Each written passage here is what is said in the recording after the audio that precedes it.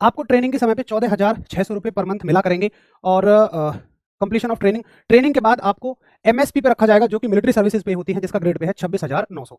देखिए 26,900 सैलरी नहीं है, 26,900 बेसिक सैलरी है। यानी जितने भी आपको अलाउंस मिलेंगे, जैसे एक सैलरी कैलकुलेट की जाती है एक बेसिक ग्रेड पे। जैसे मैं आपको बताऊं, मान लीजिए ग्रेड पे है 26,900, ठीक है।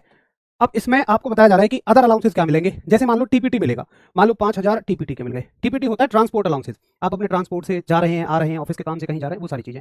उसके बाद कंपोजिट पर्सन मेंटेनेंस है, सीपीएमए है, लीव राशन अलाउंसेज है, चिल्ड्रन एजुकेशन अलाउंसेज है, एचआरए है, ये सारी चीजें आपको मिल रही हैं। देखो एचआरए अकेला ही 30% हो जाता है, तो 26,900 का आप 30% निकालेंगे, उसको यहाँ जोड़ेंगे। उसके अलावा ढेर सारे अलाउंसेज आपको इसमें मिल रहे हैं। इवन चिल्ड्रन की एजुकेशन तक का अलाउंसेज आपको मिलेगा जब आप मैरिट हो जाएंगे। तो लगभग ये सैलरी जो है तकरीबन 40,000 के आसपास आपकी पहुंच जाएगी इनिशियली, और फिर जो भी गवर्नमेंट का इंक्रीमेंट होता है, जैसे साल का 3%, वो आपको मिलता हो रहेगा। तो और बाकी थोड़ा डिपेंड करेगा जगह पे।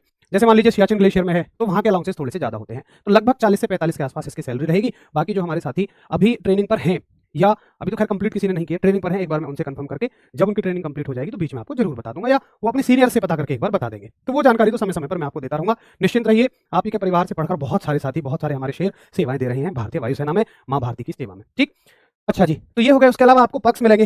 पर्क्स का मतलब देखिए, अच्छा हायर एजुकेशन का बच्चों का बहुत डाउट रहता है, तो हायर एजुकेशन आपको तब कराई जाएगी, वो कह रहे हैं कि जब उन्हें लगेगा हाँ आपने ट्रेनिंग वगैरह बहुत अच्छे से कर ली है और आप एयरफोर्स की सारी बातों को जान गए हैं, मतलब वहां पे रहकर आप पढ़ाई भी कर सकते हैं आगे की, बीए करना चाहें, बीएससी करना चाहें, कुछ भी करना चाहें।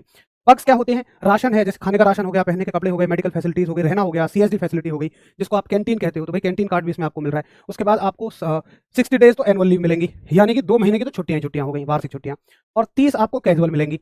ठीक है, तो कुल मिलाकर 90 छुट्टियां आपकी हो गई। 90 छुट्टियों का मतलब साल में आपको केवल 9 महीने ड्यूटी करनी है, 3 महीने की तो आपको छुट्टियां ही छुट्टियां मिल रही हैं। ठीक है, उसके अलावा आप देखो, इसमें एक गवर्नमेंट में लीव ट्रैवल कंसेशन होता है, जिसको हम एलटीसी बोलते हैं।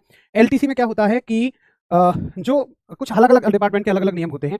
जैसे मैं दिल्ली जल बोर्ड में हूं, तो वहां का नियम है कि हर 3 साल में आप 10 दिनों के लिए अपने परिवार समेत कहीं भी घूमने जा सकते हैं। घूमने का जो भी किराया होगा, चाहे आप ट्रेन से जाएं, उसमें जॉब के लेवल पे होता है, आप किस जॉब के किस लेवल पे हैं, तो जो भी घूमने जाएंगे वहाँ का पूरा किराया गवर्नमेंट आपको देती है, वहन करती है। केवल आपको खाने का किराया देना होता है। ठीक है, तो ढेर सारे अलाउंसेस आपको इसमें मिल रहे हैं। मतलब मैं कहता हूँ कि एक बहुत शानदार वो नौकरी है जिसको कहते हैं सरकारी शाही नौकरी, वो नौकरी यहाँ पर ये है।